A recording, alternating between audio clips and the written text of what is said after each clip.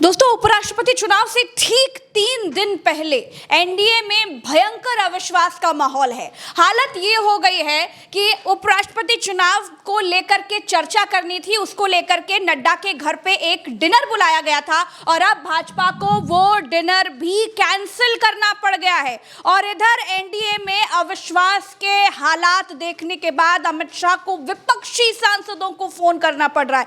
तो आखिर इतने बुरे हाल बीजेपी के क्यों हो गए? उपराष्ट्रपति चुनाव में क्या होने जा रहा है? सीधे बात करेंगे भरत जी से। भरत जी, क्या खोज रहे हैं?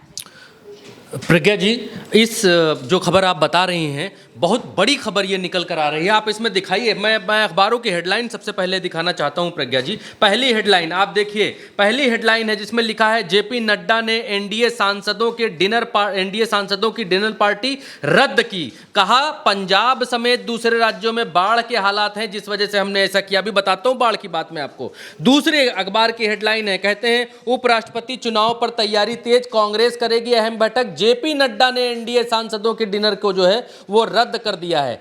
तीसरा हेडलाइन कहता है कि जेपी नड्डा के घर होने वाले एनडीए सांसदों की डिनर पार्टी जो है रद्द हो गई है। वजह बताई। चौथी हेडलाइन भी, कितने अखबारों की हेडलाइन आप पलट लीजिए, उपराष्ट्रपति चुनाव, नड्डा के आवास पर एनडीए सांसदों का डिनर रद्द, इंडिया ब्लॉक की भी आज थी मीटिंग। हर अखबार यही कह रहा है प्रज्ञा, बार बार कह रहा है और छाप रहे हैं बार बार। अब इसमें जो कारण बताया जा रहा है, कारण ये बताया जा रहा है कि क्योंकि जी बाढ़ आ गई है और बाढ़ की वजह से हमने डिनर पार्टी रद्द कर दी है। तो ऐसा तो है नहीं कि बाढ़ आ गई है और बाढ़ दिल्ली में जो है वो लुटियंस जोन में पहुंच गई है और सारे घर उतरा रहे हैं, टेबल मेज कुर्सी जेपी नड्डा के घर में पानी भर गया है और चूल्हे में पानी चला गया है, अब खाना बन नहीं पाएगा, डिनर हो नहीं पाएगा सांसदों के यहाँ।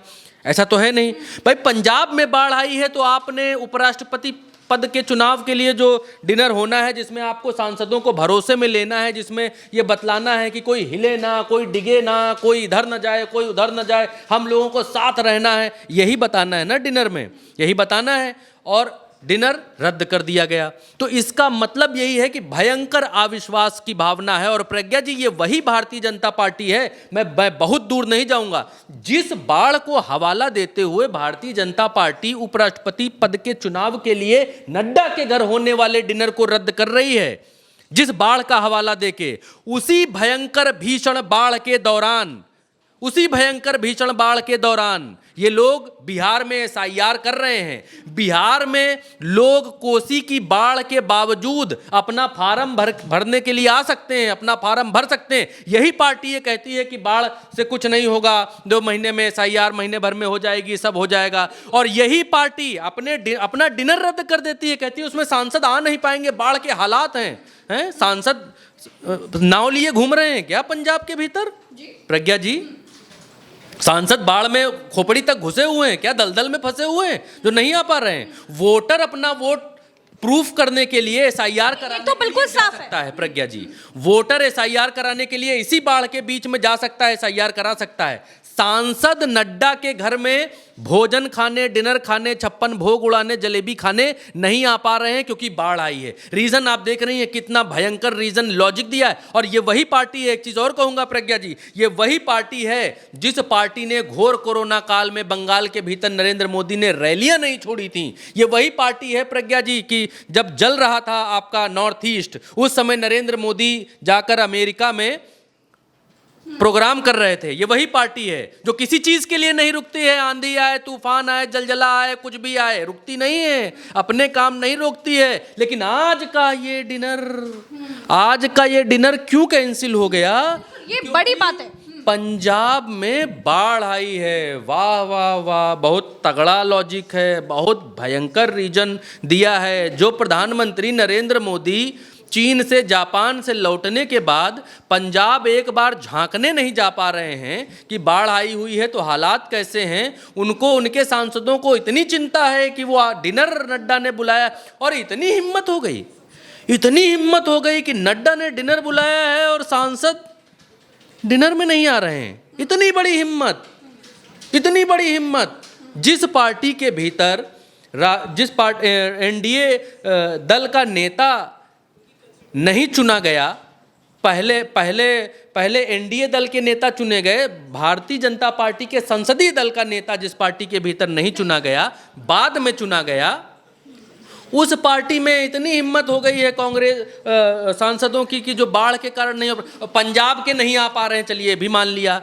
पंजाब के सांसद नहीं आ पा रहे हैं, बाकी प्रज्ञा जी देखिए भारतीय जनता पार्टी, ये रीज़न था इनका, भारतीय जनता पार्टी आज की तारीख में उपराष्ट्रपति चुनाव को लेकर बहुत भयंकर फंसी हुई है, बहुत भयानक फंसी हुई है। और ये जो डिनर नड्डा ने बुलाया, संभवतः ऐसा हो सकता है कि इस डिनर में उतने सांसद ना आ रहे हों जितनों को इन लोगों ने बुलाया हो।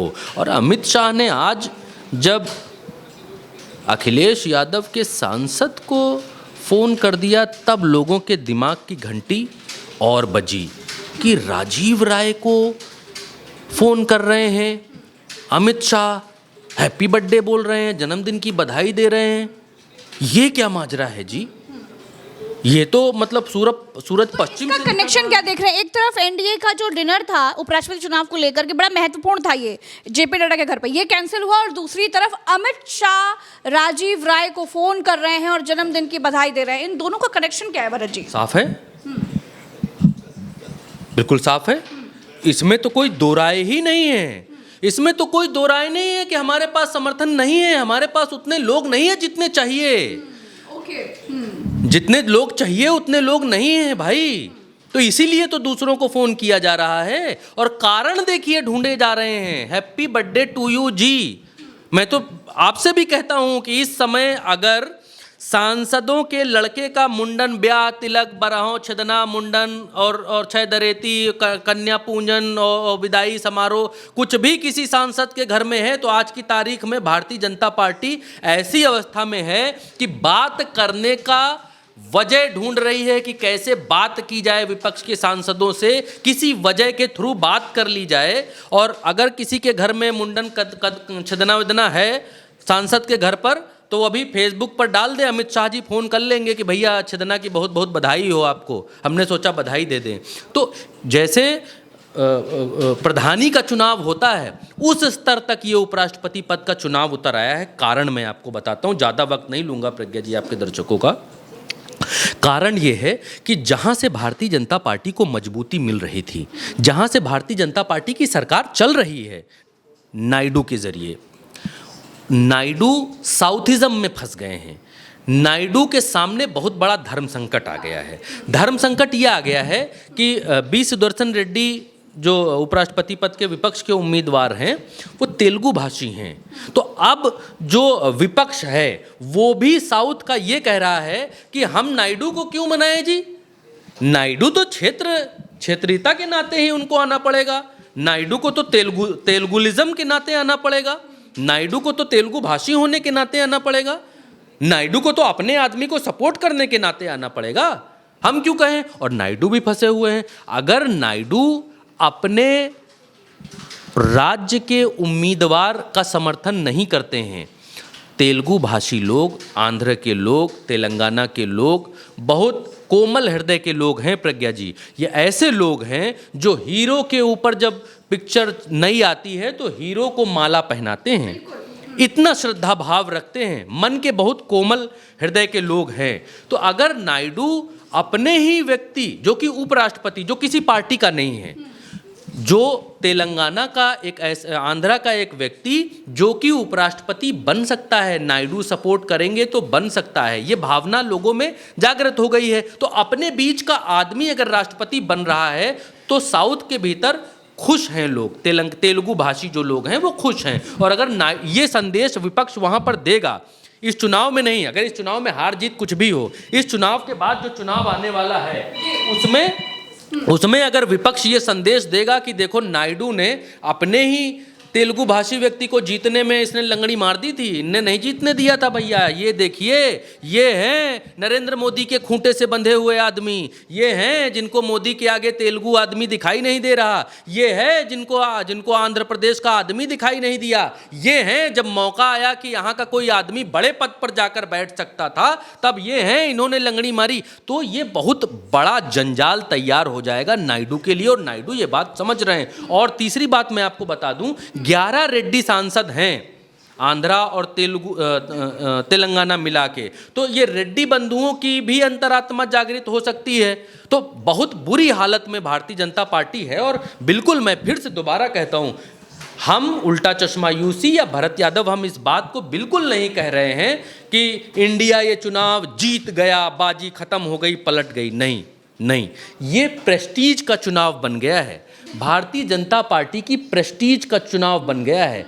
अगर 10 भी एनडीए सांसद टूटकर इंडिया को वोट कर देते हैं, अगर 5 भी भारतीय जनता पार्टी के सांसद इधर से उधर हो जाते हैं, थू-थू हो जाएगी, थू-थू हो जाएगी प्रज्ञा। ये संदेश चला जाएगा प्रज्ञा जी कि ये लोग एक नहीं हैं और कभी भी इनको तोड़ा जा सकता है। नरेंद्र उपराष्ट्रपति के चुनाव में जरा सा भी डिसबैलेंस, जरा सा भी अविश्वास नरेंद्र मोदी की बैसाखियों को हिला देगा, इसमें कोई दो राय नहीं है। और इसी वजह से ये पंजाब की बाढ़ का हवाला देकर, जो आंधी तूफान, बिजली गरज चमक छींटें, कभी जो पार्टी नहीं रुकती है, वो पार्टी पंजाब में बाढ़ आई है, इसलिए मार अंदर से द्रवित होकर अपना डिनर जो है रद्द कर दिया। प्रधानमंत्री पहलगाम के बाद सीधे बिहार पहुंच गए थे, क्योंकि बिहार चुनावी राज्य है और वहां से ऑपरेशन सिंदूर का ऐलान किया था। बहुत तमाम चीजें हैं। खैर, ये बात तो बिल्कुल साफ है कि उपराष्ट्रपति चुनाव से पहले बीजेपी की हालत ठीक नहीं है। हर कदम पर भाजपा पूरी तरह से फंसी हुई है और अब कमान अमित शाह ने अपने हाथ में ले लिया है, क्योंकि एनडीए में तो अविश्वास है, लेकिन उन्हें विपक्षी सांसदों से मदद की उम्मीद है, लेकिन बात वहां भी नहीं बन पा रही है। तो फिलहाल जो कुछ हो रहा है आपको लगातार बताते जा रहे हैं। चैनल को सब्सक्राइब करिएगा, वीडियो को शेयर कीजिएगा और अपनी राय में कमेंट में बताइएगा। नमस्कार, जय हिंद।